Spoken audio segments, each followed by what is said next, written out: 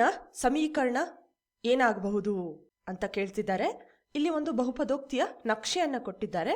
ನಾವಿದನ್ನ y = p of x ಅಂತ ಕರೆದ್ರೆ ಈ ಬಹುಪದೋಕ್ತಿಯ ಸಮೀಕರಣ ಏನಾಗಿರುತ್ತೆ ಅಂತ ನಾವು ಕಂಡುಹಿಡಿಬೇಕಾಗಿದೆ. ಒಮ್ಮೆ ವಿಡಿಯೋನ ಪಾಸ್ ಮಾಡಿ ಈ ಪ್ರಶ್ನೆಗೆ ಉತ್ತರವನ್ನ ನೀವೇ ಕೊಡ್ಲಿಕ್ಕೆ ಪ್ರಯತ್ನ ಪಡಿ. ವೆರಿ ಗುಡ್, ಕೊಟ್ಟಿದ್ದೀರಾ ಅಂತ ಭಾವಿಸ್ತೇನೆ.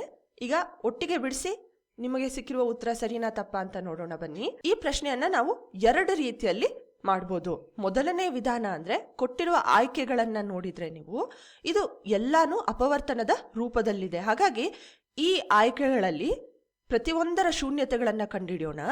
ಶೂನ್ಯತೆಗಳನ್ನ ಕಂಡುಹಿಡಿದ ನಂತರ ಗ್ರಾಫ್ಗೆ ಹೋಲಿಕೆ ಮಾಡಿ ನೋಡೋಣ. ನಾವು ಯಾವ ಒಂದು ಆಯ್ಕೆಯಲ್ಲಿ ಸಿಗೋ ಶೂನ್ಯತೆಗಳು ಗ್ರಾಫ್ನ ಶೂನ್ಯತೆಗಳಿಗೆ ಸರಿ ಹೊಂದುತ್ತೋ ಅದನ್ನ ನಾವು ಸರಿಯಾದ ಆಯ್ಕೆ ಅಂತ ಹೇಳಿ ಗುರ್ತು ಮಾಡಬಹುದು. ಅಥವಾ ಎರಡನೇ ವಿಧಾನದಲ್ಲಿ ಗ್ರಾಫ್ನಿಂದ ಬಹುಪದೋಕ್ತಿಯ ಶೂನ್ಯತೆಗಳನ್ನ ಕಂಡುಹಿಡಿಯೋಣ. ಅದರಿಂದ ಬಹುಪದೋಕ್ತಿಯ ಅಪವರ್ತನಗಳನ್ನ ಕಂಡುಹಿಡ್ಕೊಂಡು ಯಾವ ಒಂದು ಆಯ್ಕೆಯಲ್ಲಿ ಎಲ್ಲಾ ಅಪವರ್ತನಗಳು ಕಂಡು ಬರುತ್ತೋ ಆ ಆಯ್ಕೆ ಕರೆಕ್ಟ್ ಅಂತ ಹೇಳಿ ಹೇಳ್ಬೋದು. ಈಗ ನಾವು ಎರಡನೇ ವಿಧಾನದಲ್ಲಿ ಮಾಡ್ಲಿಕ್ಕೆ ಪ್ರಯತ್ನ ಪಡೋಣ. ಗ್ರಾಫ್ ನಿಂದ ಅಂದ್ರೆ ಈ ಬಹುಪದೋಕ್ತಿಯ ಶೂನ್ಯತೆಗಳೇನು ಅಂತ ನೋಡಿದ್ರೆ ಈ ಬಹುಪದೋಕ್ತಿಯ ವಕ್ರರೇಖೆ ಎಲ್ಲಿ ಎಕ್ಸ್ ಅಕ್ಷವನ್ನ ಛೇದಿಸುತ್ತೋ ಅದನ್ನ ಶೂನ್ಯತೆಗಳು ಅಂತ ಕರಿತೇವೆ ನಾವು. ಅಂದ್ರೆ ಇಲ್ಲಿ x = -4 ನೋಡ್ಬೋದು ನೀವು y 0 ಆಗ್ತಿದೆ.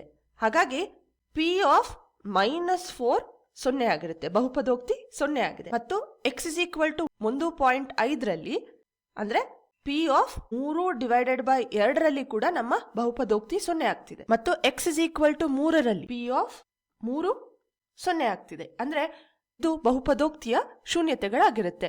ಇದನ್ನ ನಾವು x ಅಂತಃಛೇದ ಅಂತ ಕೂಡ ಕರಿತೇವೆ. ಈಗ p of -4 0 ಆಗಿರ್ಬೇಕು ಅಂದ್ರೆ ಯಾವ ಒಂದು ಅಪವರ್ತನ 0 ಕೊಡುತ್ತೆ ಅಂತ ಆಲೋಚನೆ ಮಾಡಿ ನೋಡಿದ್ರೆ x +4 ನಾವು x ನ ಜಾಗದಲ್ಲಿ -4 ಅಂತ ಆದೇಶ ಮಾಡಿ ನೋಡಿದ್ರೆ -4 + 4 0 ಆಗಿಬಿಡುತ್ತೆ.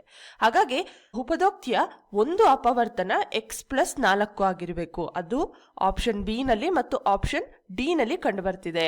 ಹಾಗಾಗಿ ತುಂಬಾ ಸ್ಪಷ್ಟವಾಗಿ ಆಪ್ಷನ್ ಎ ಮತ್ತು ಆಪ್ಷನ್ ಸಿ ಉತ್ತರ ಆಗಿರೋದಿಲ್ಲ. ಈಗ p of 3/2 0 ಆಗಿರ್ಬೇಕು. ಅಂದ್ರೆ ನಮ್ಮ ಅಪವರ್ತನ x -3/2 ಆಗಿರಬೇಕು.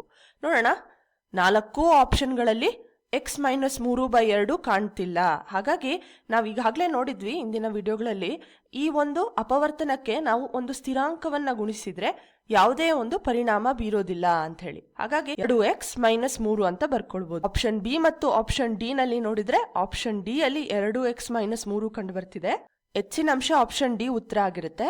ಆದ್ರೆ ಈ ಮೂರನೇ ಶೂನ್ಯತೆಯನ್ನು ಬಳಸ್ಕೊಂಡು ನಾವು ಅದನ್ನ ಕನ್ಫರ್ಮ್ ಮಾಡ್ಕೊಳ್ಳೋಣ. p of 3 0 ಆಗಿರ್ಬೇಕು ಅಂದ್ರೆ ಅಪವರ್ತನ x -3 ಆಗಿರ್ಬೇಕು. ತುಂಬಾ ಸ್ಪಷ್ಟವಾಗಿ ಆಪ್ಷನ್ ಡಿ ನೇ ಸರಿಯಾದ ಉತ್ತರ ಆಗಿರುತ್ತೆ. ನೀವಿಲ್ಲಿ ನೋಡ್ಬೋದು -4 ನಾವು ಈ x ನ ಜಾಗಕ್ಕೆ ಆದೇಶ ಮಾಡಿ ನೋಡಿದ್ರೆ ಈ ಒಂದು ಪದ 0 ಆಗುತ್ತೆ. -4 + 4 0 ಆಗುತ್ತೆ. 0 ಇಂಟು ಎನಿಥಿಂಗ್ 0ನೇ ಆಗಿರುತ್ತೆ. ಹಾಗಾಗಿ ಇದು ಕರೆಕ್ಟ್ ಆದ ಅಪವರ್ತನ. ಈಗ ಈ ಬಹುಪದೋಕ್ತಿಯಲ್ಲಿ ಎರಡನೇ ಶೂನ್ಯತೆ ಆದ 3/2 ನಾವು ಆದೇಶ ಮಾಡಿ ನೋಡಿದ್ರೆ ಎರಡನೇ ಪದ 0 ಆಗುತ್ತೆ. 0ನ ನಾವು ಯಾವುದೇ ಪದದ ಜೊತೆ ಗುಣಿಸಿದ್ರೆ ಉತ್ತರ 0ನೇ ಆಗಿರುತ್ತೆ. ಕಡೆದಾಗಿ x ನ 3 ಅಂತ ಆದೇಶ ಮಾಡಿ ನೋಡಿದ್ರೆ ಮೂರನೇ ಪದ 3 - 3 0 ಆಗಿಬಿಡುತ್ತೆ. ಹಾಗಾಗಿ ಬಹುಪದೋಕ್ತಿ 0 ಆಗುತ್ತೆ.